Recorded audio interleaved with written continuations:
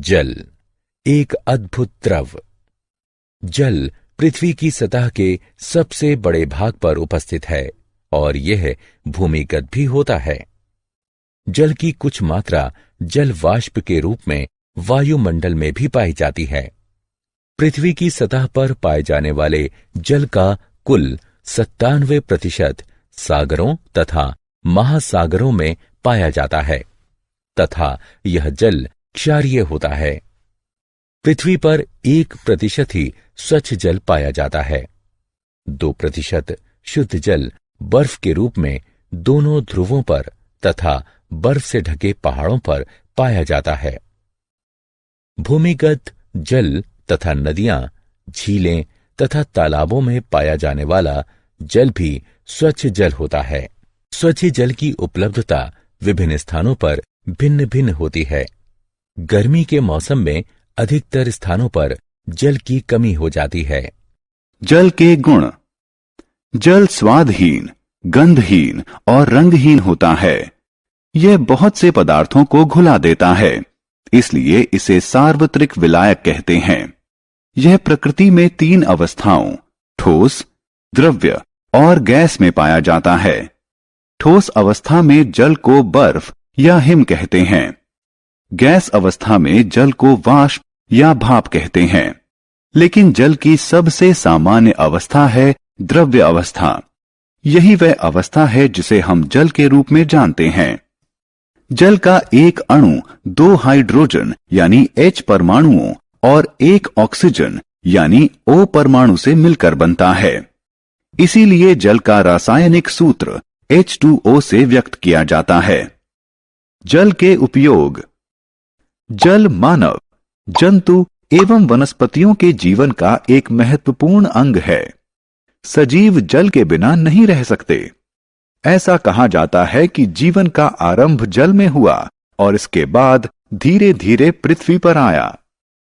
लेकिन जल का महत्व व जल के साथ संबद्धता अभी तक बरकरार है। जल प्रत्येक सजीव की वृद्धि व उसके पोषण के लिए आवश्यक है। इन क्रियाकलापों को देखें। इनमें क्या उभयनिष्ठ है? जी हां, बिल्कुल सही। ये सभी क्रियाकलाप जल के उपयोगों को दर्शाते हैं। जल का महत्व। जल इसलिए आवश्यक है क्योंकि सभी जीवों को जल की जरूरत है। सभी कोशिकीय प्रक्रियाएं जलीय माध्यम में होती हैं। सभी प्रतिक्रियाएं जो हमारे शरीर में या कोशिकाओं के अंदर होती हैं, वह जल में घुले हुए पदार्थों में होती हैं। शरीर के एक भाग से दूसरे भाग में पदार्थों का संवहन खुली हुई अवस्था में होता है। इसलिए जीवित प्राणी जीवित रहने के लिए अपने शरीर में जल की मात्रा को संतुलित बनाए रखते हैं। स्थलीय जीवों को जीवित रहने के लिए शुद्ध जल की आवश्यकता होती है, क्योंकि खारे जल में नमक की अधिक मात्रा होने के कारण जीवों का शरीर उसे सहन नहीं कर पाता है। इसलिए प्राणियों और पौधों को पृथ्वी पर जीवित रहने के लिए आसानी से जल उपलब्धि के स्रोत आवश्यक हैं। क्या सारे जल पीने योग्य होते हैं? पृथ्वी पर उपस्थित 97% जल खारा जल है। अतः यह गृहवासियों, कृषि और उद्योगों के उपयोग के लिए सुरक्षित नहीं है। बाकी बचा 3% जल स्वच्छ जल है, जिसका 2/3 हिम नदियों और ध्रुवों के कोटरों में हिम के रूप में जमा हुआ है। इसका अर्थ है कि पृथ्वी पर उपलब्ध कुल जल का 1% ही हमारे उपभोग के लिए उपलब्ध है। पीने योग्य जल क्या है? तुम क्या कर रहे हो? आपको यहां का पानी नहीं पीना चाहिए। लेकिन क्यों? यह तो साफ पानी है। जो पानी साफ दिखता है, उसमें भी रोगजनक यानी बीमारी फैलाने वाले सूक्ष्म जीव और धुली हुई अशुद्धियां हो सकती हैं, जिससे बीमारी फैल सकती है। सच? हां, तुम्हें सुरक्षित रहने के लिए शुद्ध पानी पीना चाहिए। जो जल पीने के लिए उपयुक्त होता है, पेयजल कहलाता है। जल को पीने के लिए सुरक्षित बनाया जा सकता है। क्या आप बता सकते हैं कि जल को पीने से पहले क्यों उबाला जाता है? क्योंकि उबालने से जल में उपस्थित हानिकारक सूक्ष्म जीव मर जाते हैं। जल को शुद्ध करने के लिए एक अन्य विधि क्लोरीनीकरण है। यह रासायनिक विधि है। इस विधि में जल में क्लोरीन की गोलियां मिलाई जाती हैं। जल का वितरण। आप टेलीविजन पर समाचार देखते होंगे। विश्व के एक भाग में बाढ़ का प्रकोप है, जबकि दूसरे भाग में गंभीर सूखा है। बाढ़ और सूखा एक साथ, क्या ये आपको विचित्र नहीं लगता? इस विचित्र घटना के लिए विश्व के देशों में जल का असमान वितरण है। यहां तक कि एक देश के विभिन्न क्षेत्रों में भी जल का वितरण असमान रूप से होता है। एक ओर रेगिस्तान है जहां बहुत कम वर्षा होती है, और दूसरी ओर आर्द्रता वाले क्षेत्र हैं जहां भारी वर्षा होती है। विश्व की 17% जनसंख्या भारत में रहती है, लेकिन भारत में विश्व के केवल 4% स्वच्छ जल के संसाधन हैं। परिणाम स्वरूप भारत जल अभाव की समस्या का गंभीर रूप से सामना कर रहा है। तेजी से बढ़ती हुई जनसंख्या के कारण इस समस्या के और विकराल होने की संभावना है। जल अभाव के प्रभाव। आइए हम जल अभाव के कारण पौधों पर पड़ने वाले प्रभाव का अध्ययन करें। मान लें कि आप छुट्टियां मनाने बाहर गए हैं। जब आप घर लौटते हैं तो देखते हैं कि आपके पौधे मुरझा गए हैं। क्यों? कारण आप अच्छी तरह जानते हैं। इनको कई दिनों से जल नहीं मिला है। पौधों को भोजन तैयार करने हेतु मृदा से पोषक प्राप्त करने के लिए जल की आवश्यकता होती है। जल अभाव के कारण वे मुरझा जाएंगे और अंततः वे सूख जाएंगे। इस तरह जल अभाव के कारण पृथ्वी से हरियाली समाप्त हो जाएगी, जिसके कारण वर्षा में कमी होगी और ऑक्सीजन की आपूर्ति में भी कमी आ जाएगी। पेड़ पौधों में कमी का अर्थ है कि भोजन में कमी। इस तरह जल के दीर्घकालिक अभाव के कारण पृथ्वी पर प्रत्येक जीव की उत्तरजीविता असंभव हो जाएगी। पृथ्वी पर जल की उपलब्धता। पृथ्वी को नीला ग्रह कहा जाता है। क्या आप कारण का अनुमान लगा सकते हैं? हां, पृथ्वी की सतह का 71% भाग जल से घिरा है। यह जल नदियों, तालाबों, महासागरों और झरनों के रूप में है, जिसके कारण इसे अंतरिक्ष से देखने पर इसका रंग नीला दिखाई देता है। हालांकि पृथ्वी पर उपलब्ध जल का 97% जल खारा है, इसलिए यह ना तो घरेलू उपयोग के योग्य है और न ही कृषि और औद्योगिक इस्तेमाल के लायक है। शेष 3% स्वच्छ जल है, जिसका 2/3 भाग ग्लेशियरों और ध्रुवों पर बर्फ के रूप में जमा है। पृथ्वी पर उपलब्ध कुल जल का केवल 0.006% जल उपयोग के लिए उपलब्ध है। भूमिगत जल, जल का महत्वपूर्ण स्रोत। अधिकांश वर्षा जल बहकर नदियों में जाता है और अंततः समुद्र जाकर मिल जाता है। इसमें से कुछ जल मृदा द्वारा अवशोषित कर लिया जाता है। यह जल भूमिगत जल कहलाता है। हालांकि यह दिखता नहीं है, लेकिन यह लगभग सभी स्थानों पर है। भूमि के नीचे, आपके घर, नगरों, खेतों व रेगिस्तानों के नीचे, सभी स्थानों पर। भूमिगत जल पृथ्वी पर स्वच्छ जल का महत्वपूर्ण स्रोत है। यह अनेक झीलों और कुओं के लिए भी महत्वपूर्ण स्रोत है। हम में से अधिकांश लोग भूमिगत जल को प्रतिदिन पीते हैं। ऐसा इसलिए है क्योंकि जो हमारे उपयोग के लिए हैंडपंप और ट्यूबवेल से प्राप्त होता है, वह भूमिगत जल है। भौम जल। समस्त वर्षा जल प्रवाहित होकर नदियों में और अंततः महासागर में नहीं जाता। इसका कुछ भाग मृदा द्वारा अवशोषित कर लिया जाता है। इस जल को भौम जल कहते हैं। भौम जल बहुत से झीलों और कुओं के जल का स्रोत है। हैंडपंप और ट्यूबवेल उपभोग के लिए इसी स्रोत से जल उपलब्ध कराते हैं। हालांकि भौम जल के अत्यधिक उपभोग के कारण यह कम होता जा रहा है।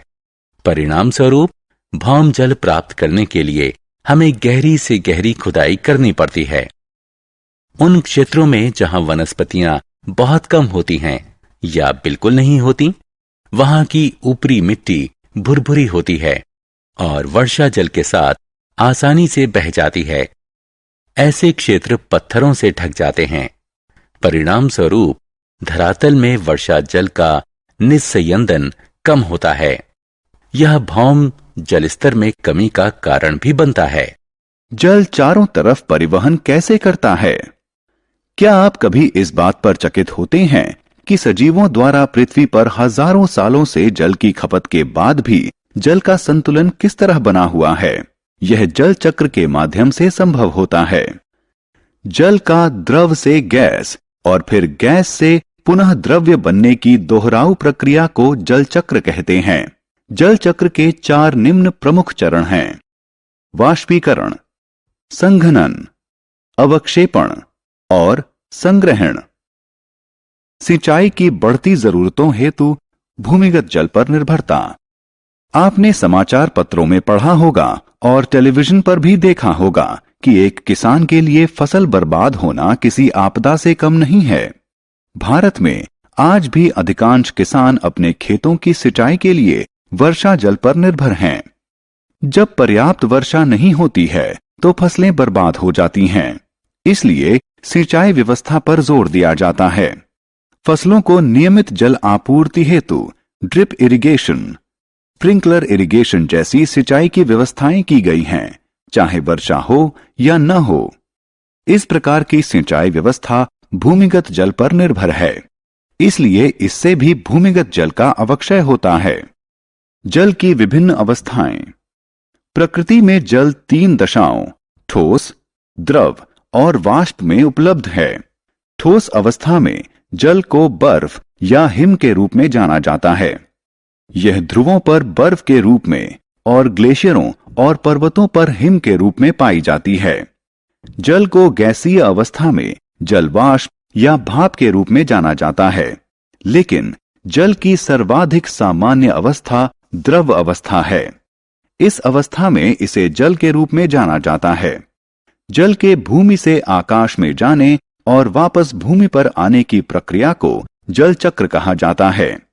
जल के तीनों अवस्थाओं में निरंतर चक्रण के कारण पृथ्वी पर जल की कुल मात्रा लगभग स्थिर बनी रहती है, जबकि संपूर्ण विश्व इसे इस्तेमाल करता है। भौमिक जल स्तर का अवक्षय। भूमि के भीतर से निकाले गए भूमिगत जल के कारण रिक्त हुआ स्थान वर्षा जल के रिसाव से फिर से भर जाता है। हमारे द्वारा भारी मात्रा में जल निकाले जाने के बावजूद भौमिक जल स्तर बहुत अधिक प्रभावित नहीं होता है, क्योंकि यह प्राकृतिक प्रक्रिया के द्वारा फिर से भर जाता है। हालांकि पर्याप्त रूप से न भरे जाने पर भौमिक जल स्तर नीचे जा सकता है। ऐसा अनेक कारणों से हो सकता है, जैसे बढ़ती हुई जनसंख्या, तेजी से बढ़ते हुए उद्योग, कृषि गतिविधियां, कम वर्षा और निर्वनीकरण इत्यादि। भौमिक जल स्तर। भूमि के भीतर वह सबसे ऊपरी स्तर जो पूर्ण रूप से जल से भरा हुआ होता है, भौमिक जल स्तर कहलाता है। भूमिगत जल इस भौमिक जल स्तर के नीचे पाया जाता है। भौमिक जल स्तर झीलों और नदियों से होने वाले अपवाह, हिम के पिघलने और वर्षा से बनता है। भौमिक जल स्तर में मौसम के अनुसार उतार चढ़ाव लगा रहता है। गर्मियों में भौमिक जल स्तर नीचे चला जाता है, लेकिन मॉनसून के दौरान यह ऊपर आ जाता है। भौमिक जल स्तर। आपने अपने गांव में भारी वर्षा भी अवश्य देखी होगी। छोटे छोटे गड्ढों में हुआ जल भराव भी देखा होगा। कुछ घंटों के बाद गड्ढों में भरा हुआ पानी विलुप्त हो जाता है। यह सारा जल कहां विलुप्त हो गया? इस जल का रिसाव भूमि के भीतर हो गया। भूमि के भीतर जल के रिसाव को अंतःस्पंदन कहा जाता है। इस प्रक्रिया के द्वारा भूमिगत जल का स्तर फिर से ऊपर आ जाता है। भौमिक जल स्तर के नीचे कठोर शैल की परतों के मध्य भारी मात्रा में भरे हुए भूमिगत जल को जलवाही कहा जाता है। जहां भौमिक जल स्तर भूमि की सतह के निकट होता है, वहां जलवाही जल को कुएं खोदकर बाहर निकाला जाता है। जल प्रदूषण। क्या तुम्हें पता है कि जल प्रदूषण जल में कुछ ऐसे पदार्थों के मिलने के कारण होता है जो कि जल की गुणवत्ता को कम करते हैं, जिससे यह स्वास्थ्य पर भी कुप्रभाव डालता है। जल उन कीटनाशकों और उर्वरकों को भी घोल लेता है जिनका उपयोग हम खेतों में करते हैं। अतः इन पदार्थों का कुछ प्रतिशत भाग जल में चला जाता है। हमारे शहर या नगर के नाले का जल और उद्योगों का कचरा भी नदियों तथा झीलों में संग्रहित हो जाता है। कुछ उद्योगों की बहुत सारी क्रियाओं में शीतलता बनाए रखने के लिए जल का प्रयोग किया जाता है तथा इस प्रकार निष्पादित गर्म जल को जलाशय में वापस लौटा दिया जाता है। जब बांध से जल को छोड़ा जाता है तब नदियों के जल के तापमान पर भी प्रभाव पड़ता है। गहरे जलाशय के अंदर का जल सूर्य के द्वारा गर्म ऊपर की सतह के जल की तुलना में शीतल होगा। ये सभी जलाशयों में पाए जाने वाले जीवों के प्रकार को विभिन्न प्रकार से प्रभावित कर सकते हैं। ये कुछ जीवों की वृद्धि को प्रोत्साहित करते हैं तो कुछ को हानि पहुंचा सकते हैं। ये इस प्रणाली में उपस्थित विभिन्न जीवों के संतुलन को बिगाड़ सकते हैं। जल प्रदूषण निम्न प्रभाव उत्पन्न करता है। जलाशयों में अनैच्छिक पदार्थों का मिलना। ये रोग फैलाने वाले जीव जैसे हैजा फैलाने वाले बैक्टीरिया भी हो सकते हैं। इच्छित पदार्थों को जलाशयों से हटाना। किसी भी तरह का परिवर्तन जो इस घुली हुई ऑक्सीजन की मात्रा को कम करता है, उसका जलीय जीवों पर विपरीत प्रभाव पड़ता है। जलाशय से अन्य पोषक की कमी भी हो सकती है। तापमान में परिवर्तन। जलीय जीव जिस जलाशय में रहते हैं वे वहां के एक विशिष्ट तापमान के अनुकूल होते हैं और उस तापमान में अचानक परिवर्तन उनके लिए खतरनाक होगा या प्रजनन की प्रक्रिया को प्रभावित करेगा। विभिन्न प्रकार के जंतुओं के अंडे और लार्वा तापमान परिवर्तन के प्रति संवेदनशील होते हैं। जल प्रदूषण के कारण। आइए जल प्रदूषण के कारणों के बारे में जानें। किसी जल निकाय में प्रदूषण अम्ल वर्षा, अपरदित मृदा, बहता हुआ उर्वरक व कीटनाशक युक्त जल, उद्योगों से निकलते हुए रसायनों तथा नगरों व कस्बों से निकलते हुए गंदे जल के माध्यम से प्रविष्ट होता है। उद्योगों से अवमुक्त होने वाले आर्सेनिक, सीसा एवं फ्लोराइड जैसे रसायन वनस्पतियों एवं जंतुओं में विषाक्तता फैलने का कारण हैं। प्रायः कारखानों एवं पावर प्लांटों में उनकी मशीनरी को ठंडा करने के लिए सामान्य जल का इस्तेमाल किया जाता है और गर्म पानी अवमुक्त किया जाता है। इससे जल निकाय गर्म हो जाता है जिसके कारण जलीय जंतु मर जाते हैं। क्या आपने ऐसे तालाब देखे हैं जो दूर से हरे दिखाई पड़ते हैं? ऐसा इसमें उगी शैवाल के कारण होता है। क्या आप जानते हैं कि ये शैवाल तालाब में कैसे उगते हैं? वर्षा के दौरान भारी मात्रा में उर्वरक खेतों से बहकर तालाबों और नदियों में आ जाते हैं। ये खेतों से बहकर आए हुए उर्वरक शैवाल के लिए पोषक का कार्य करते हैं और उसके बढ़ने में सहायक होते हैं।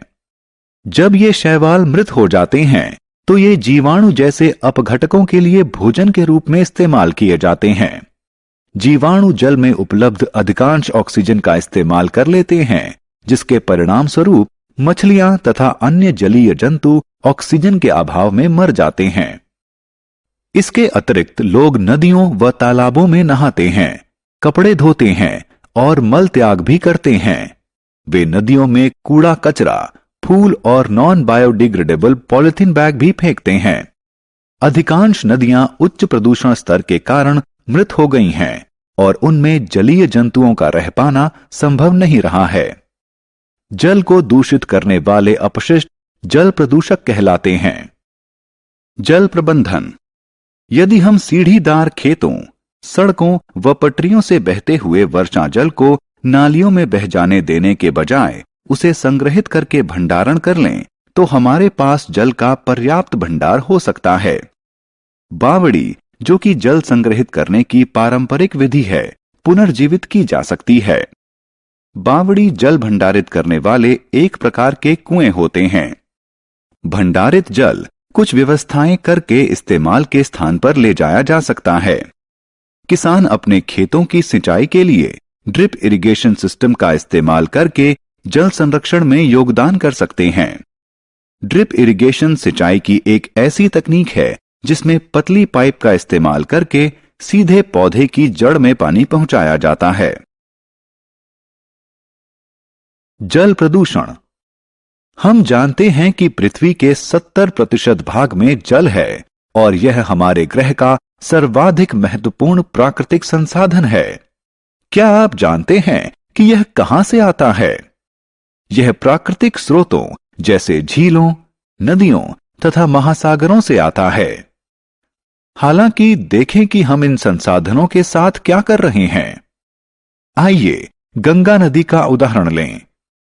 करोड़ों लोग अपनी दैनिक जरूरतों तथा आजीविका के लिए गंगा नदी पर निर्भर हैं।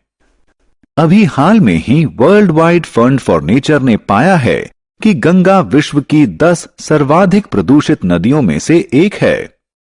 प्रदूषित स्रोत से आने वाले जल में जीवाणु, विषाणु, कवक और परजीवी हो सकते हैं जो हैजा, टाइफॉइड और पेचिस जैसे रोगों का कारण हैं। जल का कुप्रबंधन। आपने स्कूल जाते समय ध्यान दिया होगा कि टंकियों से जल अनावश्यक रूप से बह रहा है। आप देखते हैं कि लोग अपनी कार की धुलाई के लिए पाइप का इस्तेमाल करते हैं। आपने जल के टैंकर से भी जल रिसते हुए देखा होगा। हम में से सभी जाने अनजाने में ब्रश करने, नहाने, धुलाई करने और अन्य गतिविधियों में जल बर्बाद करते हैं। हम वर्षा जल को नालियों में बहकर बर्बाद होने देते हैं। क्या आप इस बर्बादी से चिंतित हैं? आपको चिंतित होना चाहिए। निस्संदेह स्वच्छ जल नवीनीकरण योग्य है, लेकिन यह सीमित है और कुप्रबंधन तथा अंधाधुंध इस्तेमाल के कारण इसका अवक्षय होता है। जल प्रदूषण की रोकथाम के लिए क्या किया जा सकता है?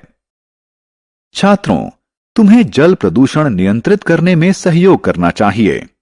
ये कुछ साधारण विधियां हैं। प्रदूषित जल को बिना उपचारित किए सीधे नदियों व झीलों में न गिराएं। जिस जल से सब्जियां व फल धोएं, उसे बगीचे के पौधों की सिंचाई के लिए इस्तेमाल करें। जल प्रदूषण को नियंत्रित करने के लिए हमारा मंत्र समानयन, पुनः इस्तेमाल एवं पुनः चक्रण होना चाहिए। हमारी सरकार ने भी नदियों के जल को प्रदूषण मुक्त करने के लिए कुछ कदम उठाए हैं। उदाहरण के लिए सन 1985 में गंगा एक्शन प्लान की शुरुआत की गई। इसका उद्देश्य गंगा नदी में प्रदूषण स्तर में कमी करना था।